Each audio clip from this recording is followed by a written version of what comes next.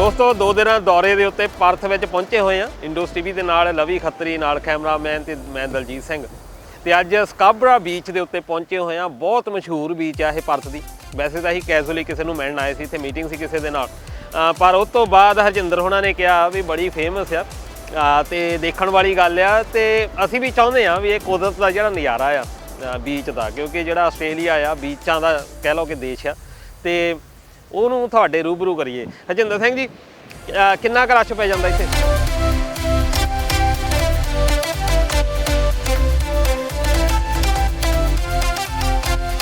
ਬਹੁਤ ਬਹੁਤ ਤੁਹਾਡਾ ਪਹਿਲਾਂ ਤਾਂ ਵੈਲਕਮ ਦਲਜੀਤ ਜੀ। ਪਰਥ ਆਉਣ ਤੇ ਨਵੀਂ ਆਪਣੇ ਲਵੀ ਵੀਰ ਉਹਨਾਂ ਦਾ, ਤੁਹਾਡੇ ਨਾਲ ਦੋਨਾਂ ਦਾ ਬਹੁਤ ਬਹੁਤ ਵੈਲਕਮ ਪਰਥ ਦੇ ਵਿੱਚ। ਇਹ ਜੀ ਜਿੱਦਾਂ ਕੋਸਟਲ ਏਰੀਆ ਬਹੁਤ ਮਸ਼ਹੂਰ ਆ ਪਰਥ ਦਾ। ਸਾਰਾ ਕੋਸਟ ਬੜਾ ਸੋਹਣਾ ਇੱਥੇ ਦਾ। ਲੋਕੀ ਕੋਸਟ 'ਤੇ ਰਹਿਣਾ ਜ਼ਿਆਦਾ ਲਾਈਕ ਕਰਦੇ ਆ ਇੰਗਲੈਂਡ ਨਾਲੋਂ। ਜਿਹੜਾ ਸੈਲਾਬ ਆ ਜਿੱਦਾਂ ਉਹ ਕੋਸਟ ਦੇ ਨੇੜੇ ਨੇੜੇ ਜ਼ਿਆਦਾ ਫੈਲਦਾ ਜਾ ਰਿਹਾ ਪਰਥ ਦੇ ਵਿੱਚ। ਅਤੇ ਸਕਾਬਰਾ ਬੀਚ ਇੱਥੇ ਦਾ ਬੜਾ ਮਸ਼ਹੂਰ ਬੀਚ ਹੈ ਜੀ। ਜਦੋਂ ਗਰਮੀਆਂ ਹੁੰਦੀਆਂ, ਤੁਸੀਂ ਯਕੀਨ ਕਰੋ, ਹੁਣ ਤਾਂ ਥੋੜ੍ਹੀ ਜਿਹੀ ਠੰਡ ਹੋ ਗਈ। ਸਿਆਲ ਤੁਸੀਂ ਦੇਖੋ ਕੋਟੀ ਪਾਈ ਹੈ, ਮੈਂ ਤਾਂ ਪਾਈ ਨਹੀਂ, ਅਤੇ ਸਵੈਟਰ ਵਗੈਰਾ। ਉਹ ਗਰਮੀਆਂ ਦੇ ਵਿੱਚ ਤਾਂ ਇੱਥੇ ਬੈਠਣ ਲਈ ਜਗ੍ਹਾ ਨਹੀਂ ਮਿਲਦੀ। ਸਰਫ ਗਾਰਡ ਪਿੱਛੇ ਲੱਗੇ ਹੁੰਦੇ ਆ, ਪੂਰੀ ਆਪਣੀ ਸਰਫਿੰਗ ਵਗੈਰਾ ਸਾਰੇ ਇੰਜੋਏ ਕਰਦੇ ਆ। ਇਹ ਥੋੜ੍ਹਾ ਜਿਹਾ ਯੰਗ ਬੀਚ ਕਹਿ ਲਈਏ ਇਹਨੂੰ। ਜ਼ਿਆਦਾ ਟੂਰਿਸਟ ਬਹੁਤ ਆਉਂਦੇ ਇੱਥੇ, ਜਿੱਦਾਂ ਯੂਰਪ ਤੋਂ ਆਏ ਹੁੰਦੇ ਜਾਂ ਅਮਰੀਕਨ ਜਾਂ ਇੰਗਲਿਸ਼ ਜਿਹੜੇ ਟੂਰਿਸਟ ਆ, ਉਹ ਇੱਥੇ ਬੈਕਪੈਕਰ ਵਗੈਰਾ ਬਣੇ ਹੋਏ। ਇੱਥੇ ਬੈਕਪੈਕਰ ਹੋਸਟਲਸ ਰਹਿੰਦੇ ਆ ਅਤੇ ਇੱਥੇ ਵੀ ਇੰਜੋਏ ਕਰਦੇ ਉਹ ਪੂਰਾ। ਅਤੇ ਦੇਖੋ ਉਹ ਕਾਈਟ ਸਰਫਿੰਗ ਵਗੈਰਾ ਚੱਲਦੀ ਆ, ਜਿੱਦਾਂ ਪਿੱਛੇ ਤੁਹਾਡੇ ਲੋਕ ਇੰਜੋਏ ਕਰਦੇ ਆ। ਉਹ ਸਾਡੇ ਫਰੇਮ ਦੇ ਪਿੱਛੇ ਜਿਹੜਾ ਉਹ ਫਰੀਮੈਂਟਲ ਪੋਰਟ ਆ ਜੀ, ਉਹ ਆ ਜਿੰਨੇ ਸਾਰੇ ਲੱਗੇ ਹੋਏ ਆ ਸ਼ਿਪ, ਜਿੰਨੇ ਵੀ ਸ਼ਿਪ ਹੈਗੇ ਆ, ਇਹ ਸਾਰੇ ਲਾਈਨ ਦੇ ਵਿੱਚ ਲੱਗੇ ਆ, ਟਰਨ ਦੀ ਵੇਟ ਕਰਦੇ ਪਏ ਆ ਪੋਰਟ 'ਤੇ। ਇਹਨਾਂ ਨੂੰ ਜਾ ਕੇ ਫਿਰ ਅਨਲੋਡ ਕਰੂਗੇ। ਇਹ ਸਾਰਾ ਹੀ ਕੋਸਟ ਇੱਦਾਂ ਹੀ ਘੁੰਮਦਾ ਜਾਂਦਾ ਜੀ। ਇਹ ਤਕਰੀਬਨ ਸੈਂਟਰ ਆਫ ਪੈ ਜਾਂਦਾ, ਥੋੜ੍ਹਾ ਨੌਰਥ ਆਫ ਦਾ ਸਿਟੀ ਆ, ਪਰ ਤਕਰੀਬਨ 5-10 ਮਿੰਟ ਦੀ ਸਿਟੀ ਤੋਂ ਡਰਾਈਵ ਹੈ, ਕੋਈ 20 ਮਿੰਟ ਦੀ ਲਾ ਲਈ ਆਪਾਂ ਹੈਗੀ ਆ ਜੀ। ਅਤੇ ਲਾਈਕ ਕਰਦੇ ਲੋਕੀ ਇੱਥੇ, ਬੜਾ ਫੇਮਸ ਹੈ ਇਹ ਬੀਚ।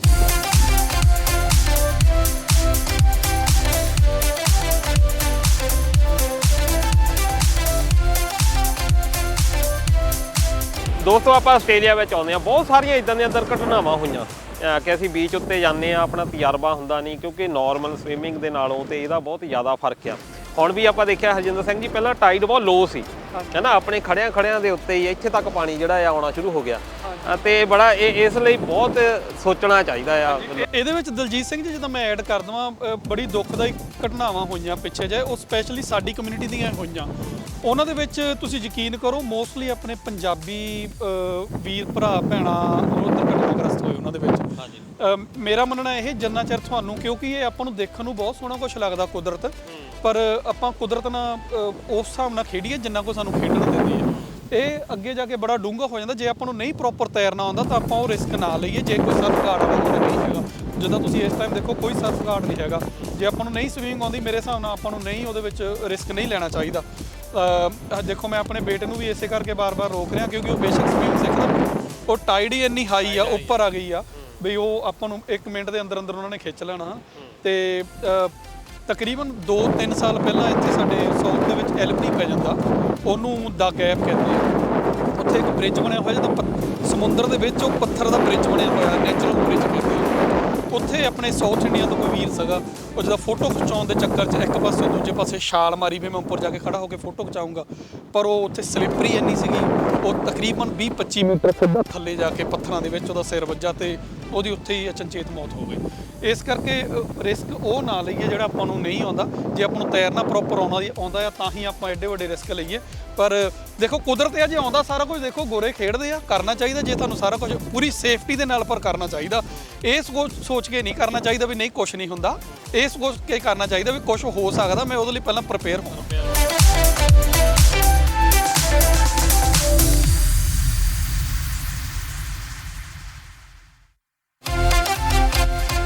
ਅਤੇ ਦੋਸਤੋ ਸਨਸੈਟ ਜਿਹੜਾ ਆ ਉਹ ਵੀ ਹੋਣ ਵਾਲਾ, ਜਿੱਦਾਂ ਸੂਰਜ ਛਿਪਦਾ ਜਾਣਾ ਆ, ਅਤੇ ਜਿਹੜੀ ਸਮੁੰਦਰ ਦੀਆਂ ਲਹਿਰਾਂ ਆ ਇਹ ਵੀ ਉੱਪਰ ਨੂੰ ਵੱਧਦੀਆਂ ਜਾਣੀਆਂ। ਪਹਿਲਾਂ ਜਦੋਂ ਅਸੀਂ ਆਏ ਸੀ ਤਾਂ ਕਾਫੀ ਥੱਲੇ ਤੱਕ ਸੀ ਪਾਣੀ, ਹੁਣ ਉੱਪਰ ਤੱਕ ਜਿਹੜਾ ਆ ਪਾਣੀ ਮਾਰ ਕਰਨ ਲੱਗ ਗਿਆ। ਅਤੇ ਬੜਾ ਇੱਕ ਲੁਭਾਵਣਾ ਕੁਦਰਤ ਦਾ ਇੱਕ ਅਦਭੁਤ ਸੁਮੇਲ। ਇੱਦਾਂ ਲੱਗਦਾ ਵੀ ਧਰਤੀ ਜਿਹੜੀ ਆ ਬਸ ਇੱਥੇ ਤੱਕ।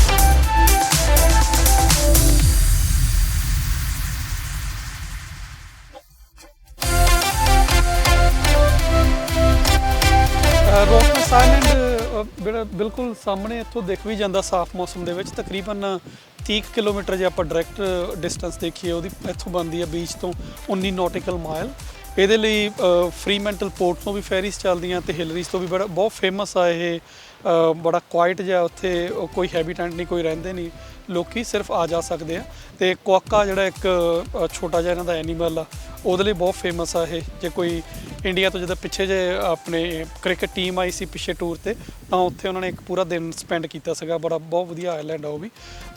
ਵੀਕਐਂਡ ਤੇ ਬੀਚ ਕਾਫੀ ਬਿਜ਼ੀ ਹੁੰਦਾ ਜੀ, ਸਪੈਸ਼ਲੀ ਸਮਰ ਦੇ ਵਿੱਚ ਤਾਂ ਪੂਰਾ ਫੁੱਲ ਹੁੰਦਾ, ਫੁੱਲ ਔਨ। ਨਾਲ ਦੀ ਨਾਲ ਇੱਥੇ ਜਗ੍ਹਾ ਨਹੀਂ ਮਿਲਦੀ, ਲੋਕੀ ਨਾਲ ਦੀ ਨਾਲ ਬੈਠੇ ਹੁੰਦੇ ਆ। ਤੇ ਸਿਆਲਾਂ ਨੂੰ ਵੀ ਦੇਖੋ ਤੁਸੀਂ, ਵਾਕ ਲੋਕੀ ਕਰੀ ਜਾਂਦੇ ਆ।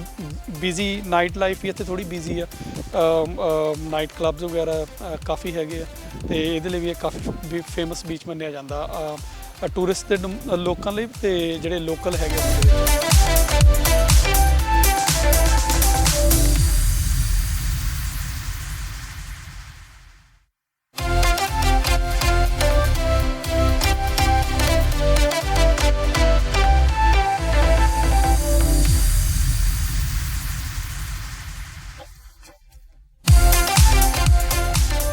ਦੋਸਤੋ ਇਹ ਸੀਗੀ ਸਕਾਬਰਾ ਬੀਚ ਵੈਸਟਰਨ ਆਸਟ੍ਰੇਲੀਆ ਦੇ ਪਰਥ ਸ਼ਹਿਰ ਦੇ ਵਿੱਚ। ਤੇ ਤੁਸੀਂ ਬੜਾ ਆਨੰਦ ਲਿਆ ਇੱਥੇ ਤੇ ਵਧੀਆ ਲੱਗਾ ਇੱਥੇ ਆ ਕੇ ਸਾਰੇ। ਤੇ ਬਹੁਤ ਵਧੀਆ ਇੱਥੇ ਇੰਜੋਏ ਕਰਦੇ ਆ, ਸਰਫਿੰਗ ਬਹੁਤ ਵਧੀਆ ਹੁੰਦੀ ਆ। ਤੇ ਪਿੱਛੇ ਬਾਰ ਹੈਗੇ ਆ, ਰੈਸਟੋਰੈਂਟ ਹੈਗੇ ਆ, ਹੋਟਲ ਹੈਗੇ ਆ, ਕਿਸੇ ਵੀ ਤਰ੍ਹਾਂ ਦੀ ਕੋਈ ਸਮੱਸਿਆ ਨਹੀਂ ਹੈਗੀ। ਜੇ ਕੋਈ ਛੁੱਟੀਆਂ ਮਨਾਉਣੀਆਂ ਚਾਹੁੰਦਾ, ਫੈਮਿਲੀ ਪਲੇਸ ਆ, ਤੇ ਤੁਸੀਂ ਆਪਣੇ ਬੱਚਿਆਂ ਨੂੰ ਨਾਲ ਲੈ ਕੇ ਇੱਥੇ ਆ ਸਕਦੇ ਹੋ। ਉੱਥੇ ਅੱਗੇ ਸਵਿਮਿੰਗ ਪੂਲ ਵੀ ਹੈਗਾ ਤੇ ਬਹੁਤ ਵਧੀਆ ਪਲੇਸ ਆ, ਤੇ ਮੈਂ ਰეკਮੈਂਡ ਕਰਦਾ ਕਿ ਤੁਸੀਂ ਜ਼ਰੂਰ ਆਓ। ਧੰਨਵਾਦ।